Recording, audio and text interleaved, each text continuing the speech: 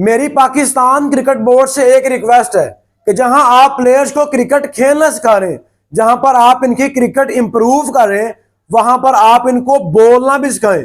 किस मौका पर किस सवाल का क्या जवाब देना है ये भी इनको सिखाएं। क्योंकि पाकिस्तानी प्लेयर्स, चाहे वो साबका प्लेयर्स हों, चाहे वो एक्टिव प्लेयर हों, चाहे आपके सेंट्रल कॉन्ट्रैक्ट वाले प्लेयर्स हों, इनको नहीं पता कि हमने ऑन कैमरा किस सवाल का क्या जवाब देना है या हमने इस सवाल को इग्नोर करना है। और जो जवाब ये देते हैं उसके बाद इनके ऊपर तनकीद होती है और फिर इनसे सोशल मीडिया का प्रेशर हैंडल नहीं होता, वो प्रेशर इनकी परफॉर्मेंसेस पर असरअंदाज होता है। अब पाकिस्तान के विकेट कीपर बल्लेबाज मोहम्मद हारिस की एक पॉडकास्ट बहुत वायरल हो रही है, जिसमें उनसे 2 से 3 इंपॉर्टेंट सवाल पूछे गए और उनके जवाब ये नहीं होने चाहिए थे। मोहम्मद हारिस को मैं बहुत ज्यादा बैक करता हूं, मैं बहुत ज्यादा लाइक करता हूं, लेकिन उनकी परफॉर्मेंसेस की वजह से, और मैं चाहता हूं कि वो पाकिस्तान टीम के लिए अच्छा करें। हम आपको बैक कर रहे हैं आपकी गेम की वजह से, लेकिन अगर आप ऐसी बोंगियां मारेंगे, अगर आप ऐसे अल्फाज का चुनाव करेंगे तो सॉरी टू से हम आपको बैक नहीं कर पाएंगे। आपका काम क्रिकेट के ऊपर फोकस करना है, ना कि बातों के ऊपर। आपका काम बल्ले के साथ छक्के मारना है, ना कि मुंह के साथ छक्के मारना। अब जब इस पॉडकास्ट में मोहम्मद हारिस से 3 मेजर सवाल पूछे गए कि आपके मुताबिक पाकिस्तान टीम कैसी है, पाकिस्तान टीम की केमिस्ट्री कैसी है, तो उनका जवाब यह था कि अब टीम अपने लिए नहीं खेल रही, टीम एक टीम की तरह खेल रही है और कोई भी इंडिविजुअल गोल्स के लिए नहीं खेल रहा। किसी को भी अपनी गेम की फिक्र नहीं है, सारे पाकिस्तान के लिए खेल रहे हैं। इसका साफ मतलब यह है कि जो आपसे पहले खेल रहे थे वो अपने लिए खेल रहे थे, वो पाकिस्तान के लिए नहीं खेल रहे थे। और जब बात अपने लिए आती है तो सबके माइंड में बाबर और रिजवान का नाम आता है, और सब जानते हैं कि इंडिविजुअल गोल्स बाबर और रिजवान के नाम पर बहुत ज्यादा तनकीद होती है कि ये अपने लिए खेलते थे। मैं बाबर और रिजवान का नाकिद हूं, मैं उनके ऊपर तनकीद करता हूं, मुझे उनकी गेम से मसला है, लेकिन इसका मतलब ये नहीं है कि आप उनके जूनियर प्लेयर होकर ऑन कैमरा उनके ऊपर तनकीद करना शुरू कर दें, आप उनको टारगेट करें। ये आपको सूट नहीं करता। और जब यह सवाल पूछा गया मोहम्मद हारिस से कि आप एक बड़े विकेट कीपर को रिप्लेस करके हैं, आपकी इसके ऊपर क्या राय है और आपके ऊपर इस चीज का कितना प्रेशर है, तो मैं हैरान हूं कि उन्होंने रिजवान का नाम तक नहीं लिया। उनका जवाब यह था कि मेरा मुकाबला रुहेल नजीर के साथ, हसीबुल्ला के साथ है, या जो भी फलां।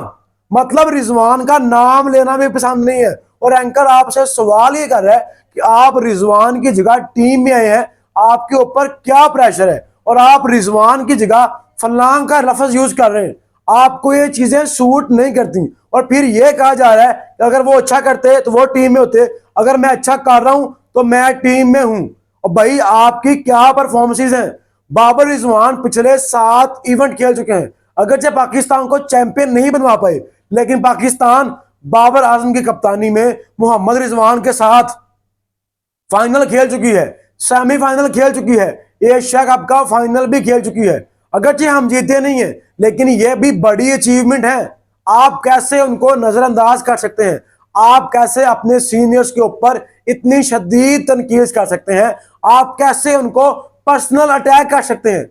हम सब बाबर और रिजवान के अगेंस्ट हैं T20 में कि उनके स्ट्राइक रेट का मसला है, उनको ठीक करना चाहिए। लेकिन आप एक प्रोफेशनल प्लेयर हैं और आपको प्रोफेशनलिज्म का मुजाहरा करना चाहिए था। 2 दिन पहले जब यही सवाल शाहीन शाह अफरीदी से हुआ कि मोहम्मद रिजवान और बाबर आजम टीम में नहीं है, आपका इसके ऊपर क्या पॉइंट ऑफ व्यू है, तो उनका जवाब यह था कि देखें, आज वो टीम में नहीं है तो कल हो सकता है मैं भी टीम में ना हूं। लेकिन बाबर और रिजवान ने पाकिस्तान टीम के लिए बहुत अच्छा परफॉर्म किया हुआ है, उन्होंने बहुत ज्यादा रन किए हुए।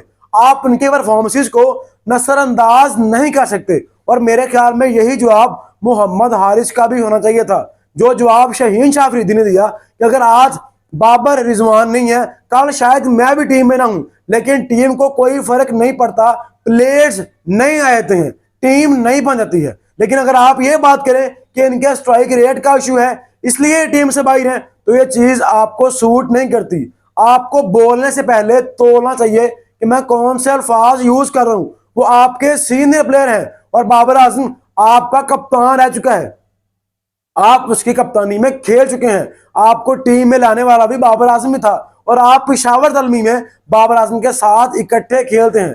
जब आप ऐसे तंजिया लहजे में जब आप अपने सीनियर का, सबसे बड़े बल्लेबाज के ऐसे मजाक उड़ाएंगे, तो जब आप दोबारा उसके साथ कैंप ज्वाइन करेंगे तो आप कैसे नजरें मिला पाएंगे। और मोहम्मद हारिस सोलिडो से मैं आपका बहुत बड़ा सपोर्टर हूं, मैं चाहता हूं कि आप रन करें, लेकिन इस वक्त आपकी टीम में जगह पक्की नहीं है। नहीं पता किसी को भी कि आप एशिया कप के बाद पाकिस्तान टीम का हिस्सा होंगे या नहीं होंगे। अगर आप अच्छा परफॉर्म नहीं करते ट्राई नेशन सीरीज में या एशिया कप में, तो सॉरी से शायद आप एशिया कप के बाद पाकिस्तान टीम का हिस्सा भी ना हो। आपने 6 मैच पहले 100 जरूर किया है, लेकिन उसके बाद आपकी परफॉर्मेंसेस 0 है। 100 के बाद अगले 3 मैचों में आप सिंगल डिजिट स्कोर करते रहे, 10 रन भी आपसे पूरे नहीं हुए थे 3 मैचों में। तो आप कैसे उन प्लेयर्स के ऊपर ब्लेम कर रहे हैं, आप कैसे उनके ऊपर तनकीद कर रहे हैं। मैं बाबर आजम का नाकिद हूं, मैं क्रिटिसाइज करता हूं उसकी गेम के ऊपर कि उसको अपना गेम चेंज करना है, लेकिन जब आप 30 साल से एक ही गेम खेल रहे हो तो आप अपनी गेम चेंज नहीं कर सकते।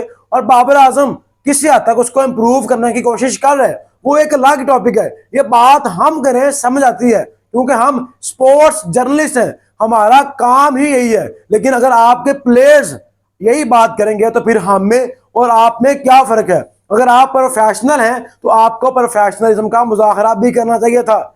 जब मोहम्मद हारिस से यह सवाल पूछा गया कि आपके ख्याल में बाबर आजम को अपना स्ट्राइक रेट बेहतर करना चाहिए या नहीं, तो उनका जवाब था हाँ। और उसके बाद एक तंजिया मुस्कुराहट भी थी कि उनको तेज खेलना चाहिए और वह भी बहुत जल्द। इसका क्या मतलब है? क्या बाबर आजम ने कभी 200 के स्ट्राइक रेट से बैटिंग नहीं की? बहुत सी इनिंग है जब बाबर आजम ने 150 प्लस 200 प्लस के स्ट्राइक रेट से T20 में बैटिंग की है। और अगर बात की जाए बाबर आजम की T20 में, तो आपकी इस टीम में जो बल्लेबाज खेल रहे हैं उनके स्ट्राइक रेट बाबर आजम से भी कम है और वो टीम का हिस्सा है। उसके बाद सवाल पूछा गया कि सलमान अली आगा कैसे कैप्टन है, तो जवाब यह था कि वो बहुत उम्दा कैप्टन है। और उनके ऊपर जो एक टैग है कि सलमान अली आगा T20 मटीरियल नहीं है, ये एक गलत बात है। उन्होंने अपनी गेम को बहुत ज्यादा इंप्रूव किया है और उनके कमरे के दरवाजे 24 घंटे खुले रहते हैं। कोई भी प्लेयर जब चाहे उनसे बात कर सकता है, जब चाहे कोई मशवरा मांग सकता है।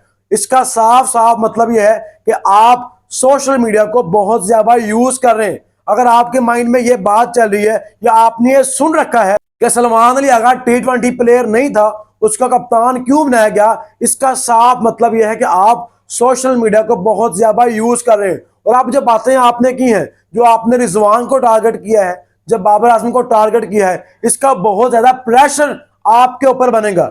आपकी परफॉर्मेंस पहले नहीं आ रही, आपको नहीं पता कि आप टीम में किस नंबर पर खेलेंगे। आप 1 डाउन आएंगे, 2 डाउन आएंगे या नंबर 6 पर आएंगे, ना ये आपको पता है ना पाकिस्तानी टीम को पता है। और आप ऐसे बयान दे रहे हैं कि आपके ऊपर प्रेशर और बनेगा। और ये पहली दफा नहीं हुआ कि मोहम्मद हारिस ने ऐसे बयान दिए।